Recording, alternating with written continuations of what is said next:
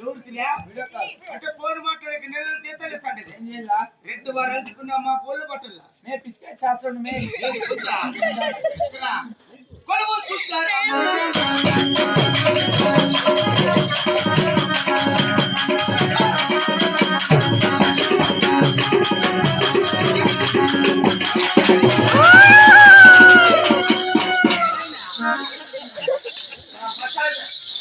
చేస్తాం ఎందుకు పిసికితే మసాలా ఏంటివే నువ్వే జోబీలో కూరగాయలు గుడ్లు పెట్టుకున్నావా